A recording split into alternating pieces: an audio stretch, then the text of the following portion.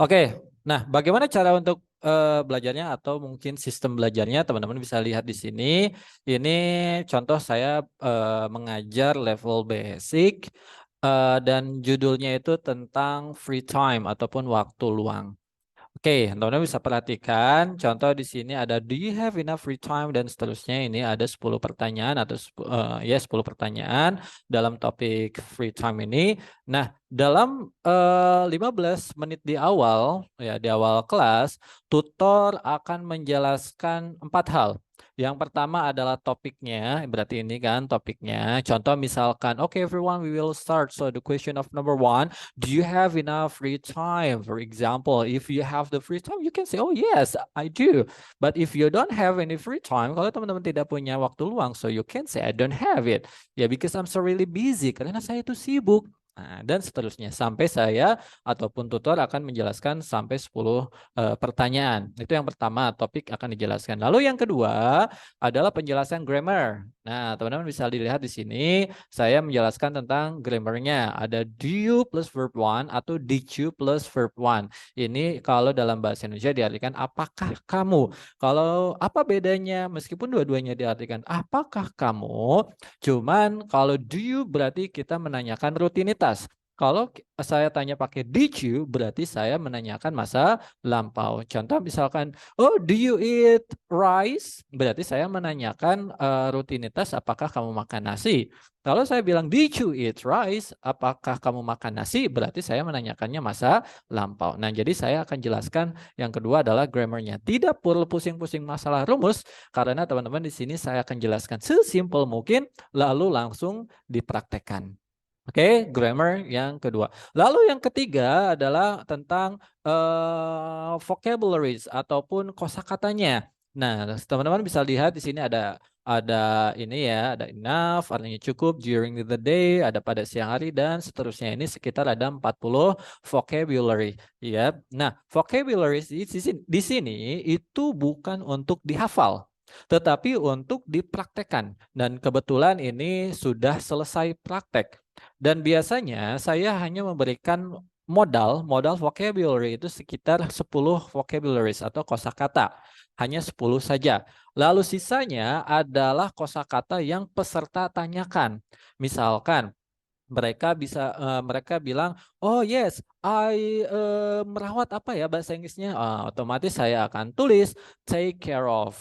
Terus juga misalkan, oh yes, eh, I usually rebahan apa ya sir? Nah, saya tulis lie down rebahan dan seterusnya. Ini adalah kosakata yang peserta tanyakan. Begitu ya. Nah, jadi dengan cara ini teman-teman akan hafal kosakata dengan otomatis karena langsung dipraktekkan. Begitu. Itu adalah poin caranya. Yaitu yang vocabularies ya yang ketiga. Lalu yang keempat adalah pronunciation ataupun pengucapannya. Nah, teman-teman bisa dilihat di sini ada lambang-lambang seperti ini ya. Ini namanya phonetic symbol ya. Nah, ya seperti ini. Ini namanya phonetic symbol.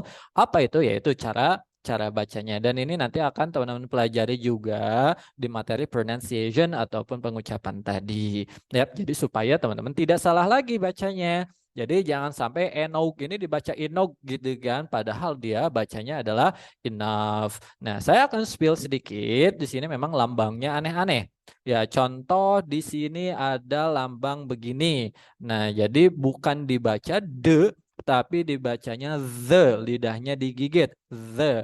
Lalu contoh lagi, di sini ada memancing. Memancing itu biasanya mungkin bilangnya fish, padahal bukan. Dia bacanya adalah fish using sha, menggunakan sha shin begitu dengan lambang seperti ini dan seterusnya. Ini adalah lambang-lambang yang akan teman-teman pelajari dan juga langsung dipraktekkan.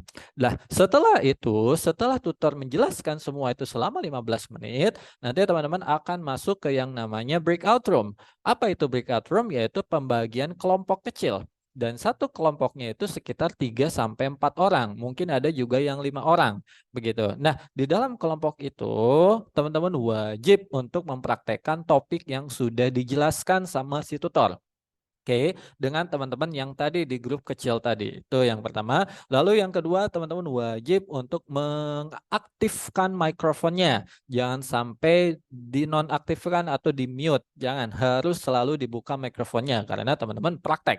Kalau video it's okay, itu option saja, pilihan saja. Mau dinyalakan atau dimatikan silakan. Yang penting mikrofon wajib aktif dan juga teman-teman harus aktif untuk praktek di setiap grupnya. Dan juga teman-teman, tutor akan memantau setiap grup. Contoh misalkan dalam satu kelasnya ada 10 orang. Dalam satu kelas semuanya ya, semuanya ada 10 orang. Berarti nanti dibagi kelompok. Kalau satu kelompoknya ada 3 orang, berarti akan dibagi 3 kelompok. Dan satu kelompoknya mungkin jadi 4 orang. Jadi 3, 3, 4 gitu ya. Nah, nanti si tutor akan berkunjung ke setiap room. Room 1, room 3, room 1, room 2, room 3. Nanti balik lagi ke room 1 ya dan seterusnya. Sampai peserta ini aktif dan juga mahir untuk berbicara bahasa Inggris dan juga tentulah untuk berani. Dan juga teman-teman jangan takut salah, khususnya untuk yang basic ya, kalau intermediate sama advance otomatis gitu kan. Memang teman-teman harus lebih effort lagi untuk berbicara bahasa Inggrisnya. Tetapi untuk yang basic, biasanya pemantau hanya fokus ke 2 hal. Yang pertama adalah vocabulary-nya, lalu yang pertama vocabulary, yang kedua adalah pronunciation-nya. Kalau grammarnya bagaimana? Grammarnya hanya menjelaskan grammar simple saja. Beda dengan intermediate ataupun yang advance, otomatis grammar yang juga harus yang lebih advance lagi. Contoh conditional sentence, ada juga comparisons ataupun superlatif gitu ya dan macam-macam. That's a question dan macam-macam. Banyak lagi yang lebih kompleks. Tapi untuk yang basic dia hanya fokus pada grammar khususnya tenses dasar. Biasanya 5 tenses dasar, simple present, present continuous, simple future, simple past, dan juga present perfect. Itu saja. Yap, itu untuk yang basic. Tapi kalau yang intermediate ataupun yang advance itu akan lebih tinggi lagi untuk pembahasan grammarnya. Begitu ya. Nah, jadi teman-teman meskipun contohnya untuk yang basic ketika speakingnya keliru, iya, maka akan diperbaiki oleh si tutornya. Contoh misalkan teman-teman bilang, oh yes, I am eat rice. Nah, dalam sisi grammar dia salah. Harusnya I eat rice. Nanti tutor akan bilang, oh sir atau miss, you have to say I eat rice. Don't say I am eat rice. Begitu. Kenapa begitu? Nah, nanti tutor akan menjelaskan kenapa sih harus I eat rice, bukan I am eat rice. Begitu ya. Nah, ini jadi contoh-contohnya, ini topiknya. Ini grammarnya kebetulan di sini basic ya, berarti hanya grammar basic saja penjelasannya. Ya, lalu ini ada penjelasan tentang jam kebetulan. Lalu di sini ada vocabnya, kosakatanya. Lalu di sini ada phonetic symbol atau untuk pronunciation-nya. Jadi supaya teman-teman tidak salah baca lagi. Begitu ya, teman-teman. Enjoy this class. Thank you so much.